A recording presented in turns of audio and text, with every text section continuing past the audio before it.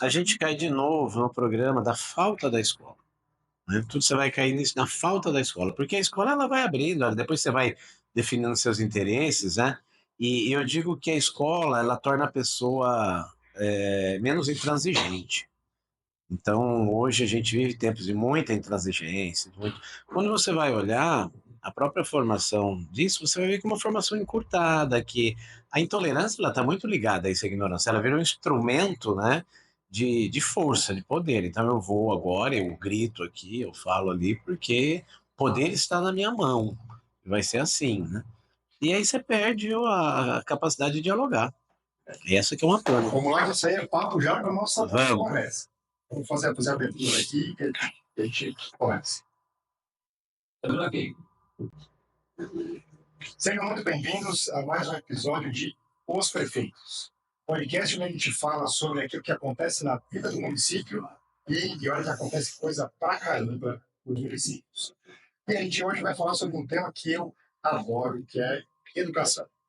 E educação não só do estado de São Paulo, embora esteja aqui falando de Águas de São Pedro, mas a gente vai falar do ponto de vista nacional, que a gente tem prazer e satisfação de receber aqui o Luiz Miguel Garcia e Angelita Ortolan, que são, respectivamente, presidente e secretário de comunicação da Undime.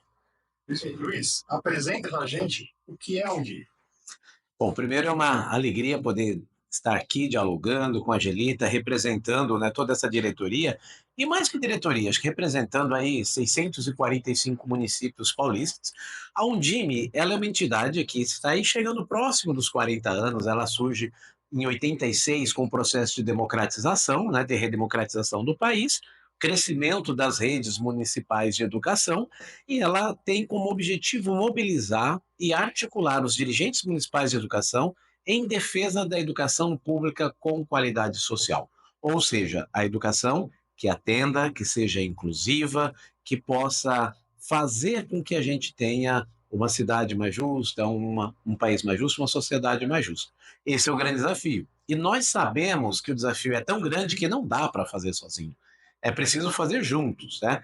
E hoje a Undime, ela existe nacionalmente, ela tem uma sede nacional em Brasília e ela tem 26 seccionais em todos os estados e o Distrito Federal, porque ele também tem rede de anos iniciais, ele também participa da Undime. Então, essa é a entidade, ela representa os municípios no regime de colaboração que está lá na Constituição de 88, que diz que a educação no Brasil ela deve ser desenvolvida em regime de colaboração entre União, estados e municípios, e que todos eles estão colocados horizontalmente em termos de responsabilidade e poder. No entanto, nós temos toda uma tradição cultural no Brasil que ainda não tem muita clareza disso. E a Undime ela fortalece muito os municípios na sua identidade, na construção das políticas públicas. Por exemplo, no estado de São Paulo, nós temos agora, e aí principalmente o recado para os novos gestores, os novos prefeitos e prefeitas que estão chegando. Como que nós vamos pensar numa política que atenda 645 realidades diferentes? Então, isso é muito importante, é na troca, trocando experiências, boas práticas, e esse trabalho é um trabalho incentivado, organizado pela Undime. E no seu papel de atuação política, nós temos um papel na luta pela construção dos programas adequados. Por exemplo, o programa agora aqui no estado de São Paulo, ele tem o nome de Alfabetiza Juntos, que é o Compromisso Nacional Criança Alfabetizada, quando a gente pensa no Brasil todo. A Undime foi a primeira entidade a discutir com o MEC, antes até que o concede, ela foi decisiva para fazer o desenho do programa com esse objetivo de sanar os problemas de alfabetização tardia. Então, nós temos vários âmbitos de atuação. E já no âmbito local, nós temos essa atuação, né, Angelita, muito forte de formação, né? Sobretudo de formação do gestor. Nós até fazemos formações que chegam aos professores, mas o nosso desafio é fazer a formação do gestor, e aí nós nos dividimos, né? Fazendo esse trabalho chegar de forma colaborativa também entre nós. Né? Legal. 40 anos de instituição. A gente estava falando um pouquinho antes aqui de começar, que o Brasil é um país relativamente jovem, né, de instituições jovens e que precisam ser aperfeiçoadas e que a perenidade dessas instituições colabora muito com o amadurecimento de políticas públicas. Né? A gente sabe que, de tempos em tempos, é natural no regime democrático que você tenha mudanças de prefeitos, mudanças de governadores e de presidentes, mas é muito importante que o Brasil comece cada vez mais a pensar políticas públicas que sejam de Estado, né, que consigam atravessar gestões, né, mais voltadas à questão de enxergar os pontos de convergência do que os pontos de divergência. E eu imagino, Rita, que assim, a educação, por ser um processo complexo, né, e muito longo de formação, ele especialmente não pode ficar sendo tão enviesado, né, sofrer tantas rupturas comparando com outras políticas, né? Essa questão ela é bastante importante, e aí entra todo aquele papel da Undime, que eu até gostaria de frisar aqui, que é importante entender que a Undime ela faz um trabalho de diálogo de segunda a segunda. São 24 horas por dia, né, que a gente tem essa reflexão ali com os gestores educacionais, e a gente vem aí preparando, né, os municípios, através do planejamento que a gente faz no início de cada ano, né, Luiz Miguel? E agora com os novos gestores, isso também é bastante importante. E todas aquelas temáticas que a gente faz questão, né, de ser abordado pela Undime, né, como a questão da inclusão, por exemplo, né, de todo esse trabalho, e a gente oferece esse apoio e orientação também aos municípios, né? Legal. E eu falo assim que a administração como um todo já é uma ciência desafiadora. A administração pública já tem as suas especificidades. E quando a gente vai ainda para a administração e a gestão no campo da educação, tem ainda um aparato regulatório muito denso, né? Muito complicado. Assim, eu não sou pedagogo, né? E as passagens que eu tive trabalhando com a educação, eu me via realmente numa encruzilhada, tendo que me socorrer de especialistas em gestão escolar que conheciam aquele regulamento tanto na área de pessoal quanto nas práticas pedagógicas. E assim, e esse é um universo muito complexo, né? E assim, a gente tem, pelo menos hoje no Brasil, cerca de 5.500 secretários municipais com o desafio de se tornarem super especialistas neste segmento, né, da administração pública. Nós temos uma questão, e aí você já me complementa, que ela é até paradoxal, porque muitas vezes o prefeito que está ali nos acompanhando, que vai assumir agora, ele vai pegar aquele professor que é brilhante em sala de aula e ele vai falar: essa é a pessoa, esse é o meu secretário, a minha secretária. E o que acontece muitas vezes, Angelita? É bem complicado, né? Porque entender todos os processos, todos os recursos, né? Estar do outro lado, muitas vezes não é ser o melhor professor que vai fazer o melhor, né? O melhor planejamento, vai buscar a melhor estratégia, vai conseguir realizar tudo que precisa ser realizado. Porque a educação ela é bastante complexa, além de ser a maior pasta, né, dentro da prefeitura. Mas não é algo tão simples assim e você não consegue fazer tudo. E aí é importante a gente considerar o seguinte: puxa vida, então não vou buscar? Não, vai buscar o professor, mas vamos qualificá-lo para as questões dos processos de gestão. Nós somos preparados e a nossa paixão de sala de aula é uma paixão pedagógica. A questão administrativa, ela vai exigir outras habilidades. Da mesma forma também, não, historicamente a gente percebe que a gente não tem grandes resultados quando você pega administradores que vêm do campo empresarial para se tornar Exatamente. um secretário municipal de educação. É muito mais fácil aprender os instrumentos de gestão da educação do que você ter a sensibilidade e a visão pedagógica. Porque quando nós pegamos, e muitas vezes a conta não fecha, principalmente quando você tem um olhar só financeiro do processo. Para muitas pessoas é inconcebível você ter um professor, às vezes atendendo 2, 3 alunos em uma atividade de reforço, de atendimento. Ah, mas você transforma a vida daqueles alunos. Então, tudo isso vai depender da formação, da preparação. Por exemplo, nós teremos um evento de educação inclusiva que vai tratar das questões do autismo. O autismo é uma questão que está aí, que certamente quem está chegando na administração agora vai se defrontar com isso. Quem está já na gestão e vai continuar ou está encerrando, lutou muito para tentar dar conta da demanda, e muitas vezes a gente tem equívocos, porque o que se coloca é muito assim: ah, é direito. Não é simplesmente a questão do direito, a gente tem que pensar o que aquela criança precisa. E muitas vezes você recebe um laudo médico que mais é um processo de cópia de vários encaminhamentos que está lá. Solicito um professor de apoio, um professor de acompanhamento. E aquela criança precisa, na verdade, de desenvolver autonomia. Então, muito mais vale, acho que isso é importante, principalmente dizer aos nossos gestores, muito mais vale o laudo de um profissional psicopedagogo, de um profissional técnico da educação, do que um laudo médico para encaminhamento de uma questão educacional. Nós somos profissionais formados, a educação é uma ciência, e é preciso que a gente tenha consciência disso e que a gente dialogue, principalmente que a gente dialogue com o poder público. Porque a área jurídica, por exemplo, também desconhece essas minúcias. Eles conhecem a letra fria da lei. A lei diz que é direito, mas eu preciso dizer, eu preciso sentar, dialogar com o juiz, com o promotor, né, com a família, que muitas vezes é a parte mais difícil de compreender isso, né, que é direito daquela criança aprender.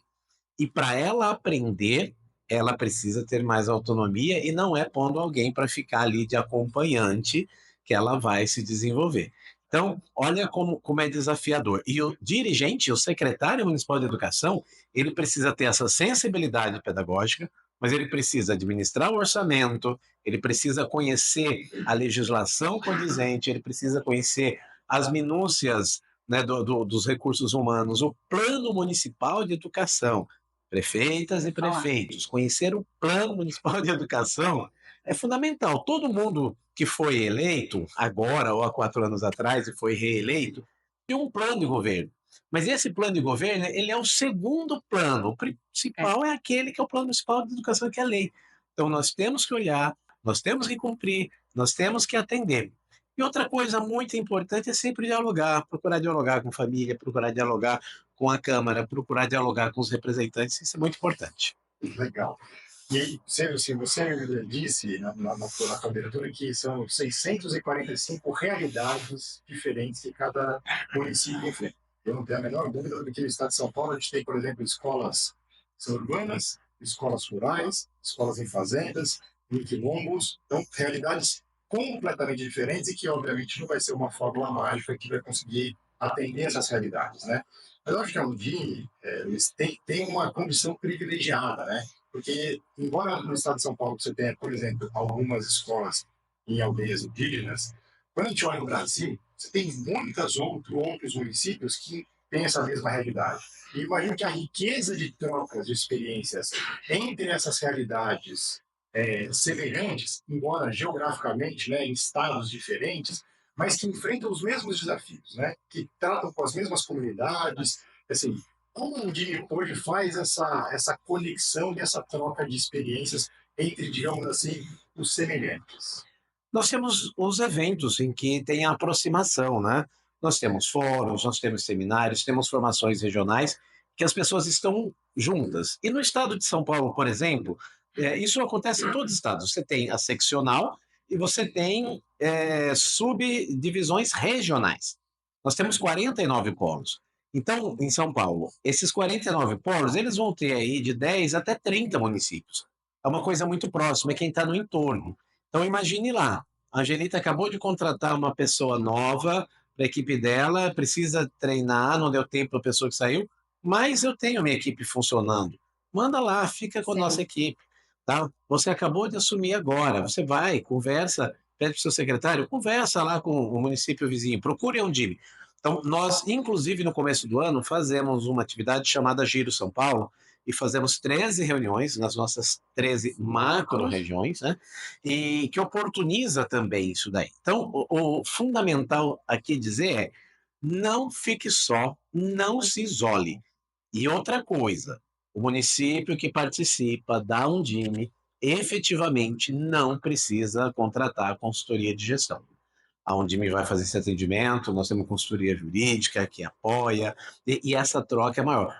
Os dirigentes municipais de educação, eles são o maior repertório de soluções de educação básica. É a questão de trocar. E esses ambientes já existem. Na nossa plataforma, nós temos uma plataforma Conviva, que é uma plataforma de gestão, mas também tem uma área que é um espaço para que você coloque boas práticas. Você pode registrar as suas boas práticas, você vai lá, você vê outras boas práticas. E você tocou num assunto que a gente vem conversando, né, Angelita? Que a gente pretende ampliar, inclusive eventos de trocas, né? Com essas trocas de experiências, porque muito antes da própria academia chegar a algumas soluções, no dia a dia, o cotidiano já nos exige essa resposta. Então, acho que isso é muito importante. Eu fui presidente da Undime Nacional por 2 mandatos, e tem algumas coisas, né? Hoje são 5.569, era 8, ano passado teve um novo município no Brasil. Então, são 5.569. Nós temos municípios, na região norte, por exemplo, centro-oeste, que às vezes você tem lá 4, 5, 6 idiomas diferentes. E você precisa respeitar a cultura, gerar material desse processo, tá? Então são realidades assim realmente muito pitorescas. O país, ele não só é um país continental, como ele é um país muito desigual. É diferente ser um país continental como é os Estados Unidos, muito homogêneo, e um país continental como o Brasil, como a região sul-sudeste, muito diferente de uma norte e nordeste. É um país gigante, diverso e ainda com muitas desigualdades regionais que precisam ser por N políticas, né, tratadas. E a gente falou de gestão, e eu acho que esse é um tema que obviamente preocupa naturalmente quem está chegando, né, no seu primeiro mandato. Eu falo que acabou o primeiro desafio de conseguir ser vitorioso nas urnas, e agora vai começar um outro desafio, que assim, como é que eu consigo assumir a máquina e começar a mostrar resultado com rapidez, né? A gente sabe que realmente o corpo de servidores de uma prefeitura é uma fonte de riqueza enorme, né? Assim, pode poder valorizar o trabalho e o conhecimento daquelas pessoas que já estão no serviço público há muito tempo, mas obviamente os secretários, especialmente que chegam, na primeira semana tem que descobrir onde é que fica a gaveta, né? Onde é que ficam assim, as coisas, esse portal que você mencionou, em termos de gestão, que ferramentas ele pode trazer para ser um acelerador da gestão desse secretário municipal? Pode começar?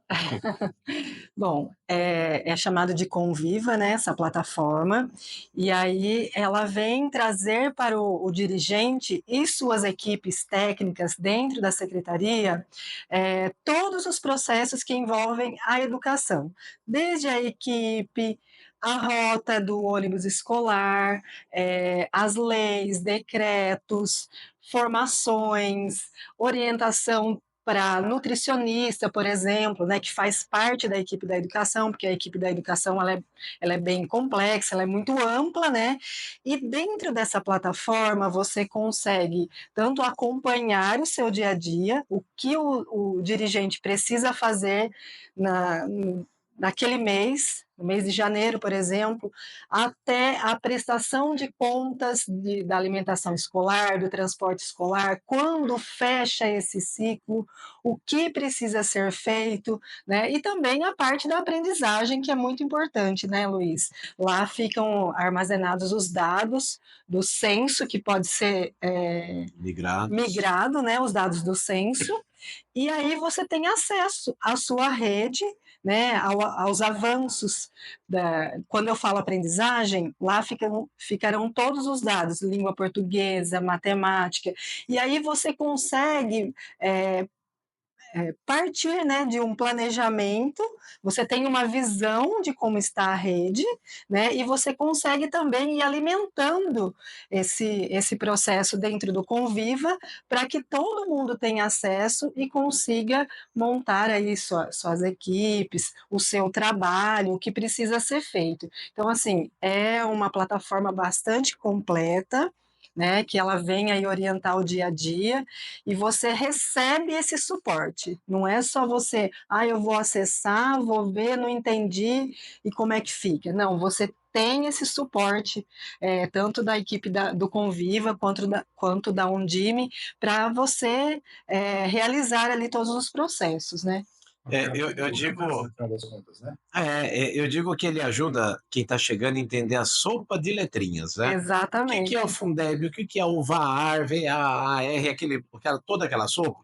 Então ali tem registrado, tem muitas videoconferências que tratam das leis que foram surgindo nos últimos anos, apresentam, explicam, analisam. Então isso vai ajudar muito nesse processo, né? E tem uma coisa importante também, que é uma plataforma que, primeiro, que ela não tem custo para os municípios. Os municípios associados à Undime têm acesso ao Conviva. O dirigente ele vai poder cadastrar algumas pessoas da equipe dele, gestores escolares, sem custo algum. Então, aquele município que não tem uma plataforma, mas eu já tenho controle de tráfego no outro, porque ok, né? Mas ali tem várias ações.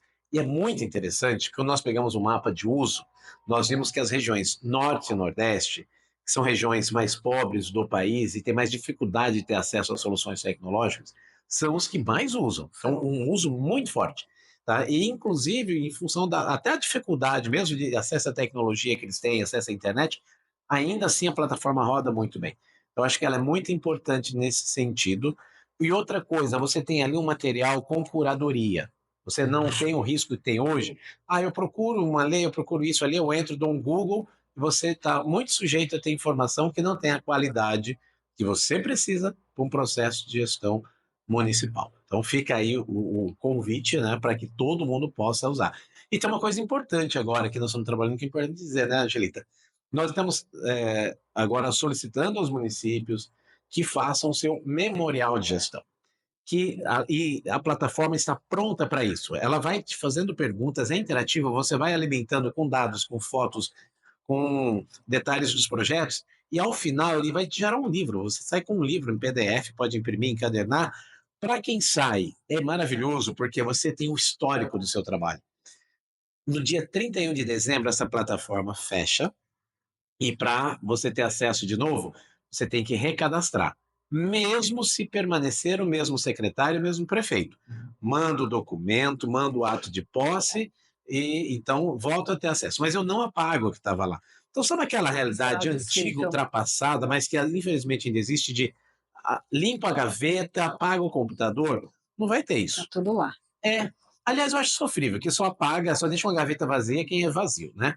Então, quem não tem nada a deixar, mas quem fez um bom trabalho vai poder deixar esse trabalho. O que a gente quer em É educação um legado, né. é um legado, exatamente, é um instrumento legado. E para quem chega, você tem tudo ali organizado e pode avançar a partir daquilo.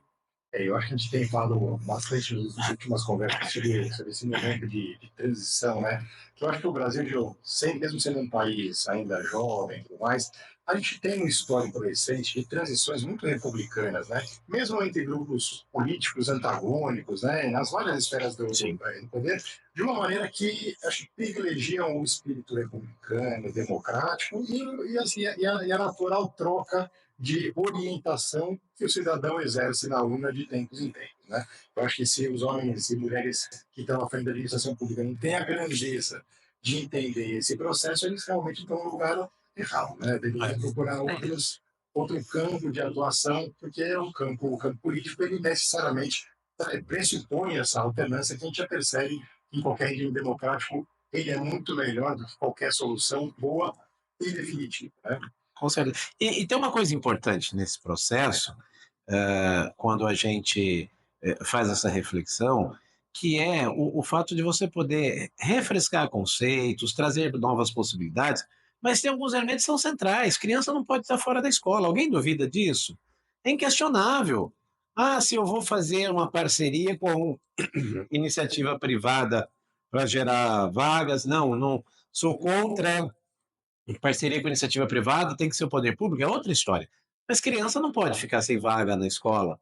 Então, esse é um ponto pacífico. Criança não pode abandonar a escola tem que ter qualidade. A gente tem que aprender. Então, a gente tem que gerar perspectivas. O aluno do ensino médio Hoje ele pede muito mais do que ele pedia no tempo em que eu estava no ensino médio. Então essas coisas são consensuais. Eu posso, ter diferentes formas de fazer chegar, mas isso é comum. Então, como você disse, não tem, mudança que vá mudar essa realidade. E nós ainda temos e agora é importante colocar, porque às vezes a gente tem muito essa coisa assim: "Puxa, mas isso, olha, o analfabetismo é um atraso". Gente, nós começamos a universalizar a educação a partir da Constituição de 88. Pensando enquanto país, é muito recente. O nosso caso é um caso de sucesso mundial de democratização da educação, de abrir acesso, de colocar a criança na escola. Então, nós não podemos ficar com essa sensação de que nada funciona. A educação pública, ela é aquilo que permite você saltar em uma geração da pessoa que limpava o chão da escola ou o banheiro, como era o meu pai, que era servente da escola, para ter um filho dirigente municipal de educação naquela mesma escola. E dá tempo dele, ele teve tempo de poder ver o filho ali secretário, e minha mão não tem os calos que tinham na mão dele. E nada me tira. Eu posso ter um momento difícil aqui, outro ali, é porque a escola põe. Isso é seu. Ah, montou um negócio, faliu, não tem importância. Você tem uma estrutura, você retoma, levanta, tropeços faz parte. Então, a educação pública é que faz isso. Então, quando você que é prefeito, você que é prefeita, você que é vereador, que está aqui atendendo, você é representante público, esse é o compromisso da escola pública. O Brasil não vai ser grande transformando a escola privada, porque a escola privada ela já está trabalhando com todo mundo que está ali no extrato e vai ficar acomodado daquela forma. A gente precisa transformar aqui na base, é fazer as pessoas saltarem. Agora, não adianta ser uma solução que leva para saltar um, dois ou três. Ou vamos todo mundo, ou sobe o meu município vizinho, todas as escolas dentro da minha cidade. Então, a gente vai começar do o que eu posso fazer. Né? E o que, que eu transformo? Eu transformo a minha ação. A minha ação pode inspirar a ação do lado, o outro do outro, e a gente vai fazendo esse efeito pedra na água, expandir, para a gente ter um país grande. Então, sem essa transformação da educação pública, não tem transformação de país. Só que para aqueles que são pessimistas de plantão, eu lembro que tinha muita gente que dizia assim, né? A gente vai demorar 20 anos para recuperar a questão da pandemia. Gente, 2 anos e pouco depois, já tem muitas redes que já conseguiram chegar em nível de desempenho anterior lá, com base nas avaliações do ano passado. Uhum. Se nós pegarmos hoje, eu vou dizer que são pouquíssimos os municípios que já não superaram o que estava lá. E nós não estamos falando de pouca coisa, estamos falando de crianças de quinto ano que foram alfabetizadas quando voltaram para a escola. Então, só para Eu acho dizer. que você tocou num ponto que eu acho extremamente importante quando a gente vai discutir educação, a gente sempre tem isso na mesa, que são os indicadores. Né? Há algum tempo atrás se discutia acho que a educação muito na base da experiência pessoal e do achismo. Né? Olha, eu acho que isso é bom, eu acho que aquilo é bom. Quando você começa a ter indicadores, e aí eu acho que a questão de ter modelos de avaliação consistentes e recorrentes de longa data. Eu consigo, se a cada 2 anos eu mudo a maneira de avaliar, eu não consigo comparar nada com nada. Eu começo a ter métodos de avaliação que atravessam, né, uma década, 2 décadas, 3 décadas, você começa a ter parâmetros de comparação para orientar o gestor. Por mais bem intencionado que seja, ele pode ter uma ideia brilhante, que ele coloca em prática e percebe que o indicador mostrou uma pior. Né? Isso, pelo menos, tem que servir como um indicador. Pô, será que eu estou no caminho certo ou não? Isso você volta para a prancheta planeja novamente. Né? E aí, eu gosto muito das avaliações, de como os educadores olham os indicadores e como muitas vezes a grande imprensa olha os indicadores. A grande imprensa geralmente pega lá os piores casos, sempre uma coisa, um viés mais punitivo, né, de expor aqueles municípios, aquelas escolas. E muitas vezes não é uma análise real. E não é Costumo falar isso, né? Às vezes você tem um município que sofreu enchente, né, que teve alguma questão de violência local, que teve impacto, só que isso não aparece naquele indicador. Quando você olha, você vê os indicadores sendo interpretados pela comunidade, né, de educadores, eles têm uma sensibilidade muito maior para menos se preocupar muito menos com quem é o culpado, né? E muitas vezes revelar ali qual é o diagnóstico, né, de próximas ações que precisam ser feitas, né? Então, eu vejo com muito otimismo assim, de mobilização de âmbito nacional como a Undime, poder fazer, assim, assumir o protagonismo desse diálogo, né, dessa troca, do prefeito que muitas vezes se sente isolado, olha, mas só no município aqui na minha região tem essa característica. Você pode ter certeza que olhando para o Brasil, você vai achar vários municípios muito parecidos com você, que talvez sejam interlocutores muito atentos, né, à tua dor, à tua necessidade. Os indicadores, eles são importantíssimos, mas o gestor, ele tem que ter a sensibilidade, né, para autoanalisar, né, para entender se tal investimento que ele fez, se realmente teve um impacto positivo ou não. Porque muitas vezes um gestor que chega, ele chega com uma nova ideia, ele quer trazer isso, quer trazer aquilo, quer abortar tudo o que tinha antes e trazer tudo novo. Mas será que aquilo vai realmente ter um impacto positivo? Será que não seria bom analisar os projetos que existiam e dar continuidade? Né? Então, precisa também ter essa sensibilidade, né, de reconhecer os bons projetos e de se autoavaliar, né, de entender, eu vou construir uma biblioteca. Isso realmente fez a diferença na sua rede? Né? E a gente tem que pensar muito nas oportunidades. Né? A gente fala muito sobre isso, né, Luiz? Quais as oportunidades que eu vou oferecer ao aluno? Né? E a rede pública, ela é a rede que não desiste nunca. Não existe expulsão de alunos para nós, pelo contrário, nós corremos atrás daquele que abandonou a escola. Né? Nós queremos todos, nós estamos inconformados com aqueles que saem. E tem uma questão que a gente precisa, acho que você tocou num ponto nevrálgico, que não dá mais para educar com base na experiência de como nós fomos educados. Eu tenho 53 anos.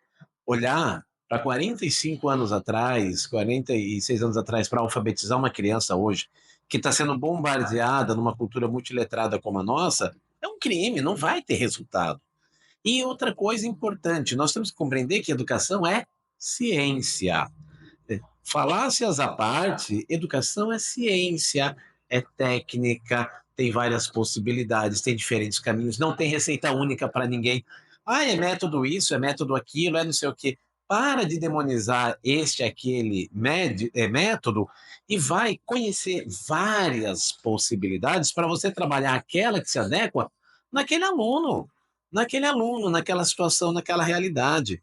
Outra coisa muito importante, por exemplo, quando nós olhamos IDEB, o IDEB ele realiza uma prova que vai avaliar português e matemática.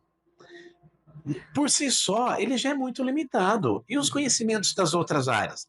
Então, aquele município que coloca toda a sua carga horária em português e matemática e deixa de ensinar ciências, deixa de gerar novos cientistas, deixa de olhar para as questões socioemocionais, envolvimento, para a felicidade desse aluno, ele pode, então, ter uns resultados que vão lá para cima, mas não representam nada. Ele pode gerar crianças tristes, felizes. Os países no mundo que têm os melhores índices, por exemplo, de avaliação em matemática, têm os maiores índices de suicídio juvenil e infantil. Então, nós precisamos olhar para isso. Outra coisa muito importante, escola inclusiva, sobretudo quando ela começa um processo de inclusão, ela tende a derrubar esses índices, porque você está recebendo, integrando, e você não diferencia aluno, você não separa aluno para fazer prova. Pelo contrário, você precisa de um diagnóstico geral. Então, é preciso ter essa sensibilidade. É muita irresponsabilidade quando você vai ranquear dados e comparar uma cidade com outra. O que é preciso e importante fazer e serve? A escola olhar para si mesma. Eu vou olhar para a minha prática. Como eu estive lá? O que eu fiz? Deu certo? Não, não avancei. Então, o que nós fizemos aqui não deu certo. A gente precisa retomar. Mas, sobre tudo isso, educação é ciência. O professor é um cientista, ele faz uma universidade, ele se prepara para aquilo, né? E ele vai buscar depois os colegas apoio para isso. E outra coisa é que o professor é um profissional que nunca está pronto. Ele sempre precisa buscar mais, porque os nossos alunos estão se transformando. Se transformam o tempo todo. Bem, eu falei que a gente já fala sobre educação hoje, acabamos recebendo uma aula sobre gestão municipal focada na educação. Por isso, quero agradecer imensamente a tua participação e o teu tempo. Angelita, igualmente. Eu não tenho dúvida que a educação ele é o caminho de transformação, não só de uma história pessoal como a sua, mas também a história de transformação de um país. Um país que a gente falou que ainda é tão desigual, mas que vem caminhando, né? Um país jovem, mas que vem caminhando, acho que na direção correta, buscando a universalização do ensino, alfabetização, corrigir distorções com, né, a Verdade, alfabetização sério. tardia. Ali, problemas temos todos e são muitos. E aí eu acho que é onde a gente pode colaborar realmente, trazendo as soluções, as melhores práticas, né, e criando um diálogo nacional que certamente todos ganham. Eu fico muito feliz de poder dialogar, discutir. Quem não confia no Brasil, quem não confia no seu município, não vem falar comigo, não, porque está falando com a pessoa errada. Eu sou muito otimista, porque quem olha para trás vê tudo que avançou. Então, eu acho que, primeiro, dizer que quem vai ser gestor agora, você que é prefeito, prefeita eleita, você tem o privilégio, a oportunidade, né, de transformar a vida de tanta gente. Essa é a grande diferença do gestor público. A ação dele impacta de forma muito intensa muita gente. E a educação, ela é um impacto que vai ficar para sempre, de longo prazo. E você recebeu, definiu a sua secretária, o seu secretário, o seu diretor, o seu dirigente de educação? Procure um Jimmy, fala para eles, procura, olha, tem uma tal de um Jimmy, dá um Google aí, você vai achar, procura lá, a Angelita vai atender, o Luiz Miguel vai atender, a equipe toda, a nossa diretoria, ela tem pessoas em todo o estado trabalhando. Nós somos dirigentes, a diretoria todas compostas por dirigentes, tem a equipe técnica que trabalha, mas nós estamos lá pronto para atender. Então, chegou, procure a gente. E nós também enviaremos a todos os prefeitos e prefeitos e secretários recém-assumidos no mês de janeiro, um material que tem o guia dos 100 primeiros dias, que ele já ali ele traz um plano de trabalho, ajuda o dirigente a ter esse plano de trabalho, e também um outro material que já traz uma explicação mais profunda. Fora as atividades que nós temos aí, as dezenas por todo o estado. Então já está convidado. E nós temos também no início do ano o seminário de gestão. De Né? gestão, Na de planejamento. última semana de janeiro, gestão e planejamento já fica o convite. Maravilha. Tem data já? Não, normalmente é final de janeiro que a Última gente semana, faz, né? Na última semana. Mas isso acontece todo ano, né? E é muito bom, porque vem nortear todo o nosso trabalho, né? Maravilha. Gente, então, mais uma vez, obrigado a você que esteve conosco. Acompanhe as atividades da Undime. Vocês viram que o calendário aqui é do ano inteiro. Um abraço, até mais.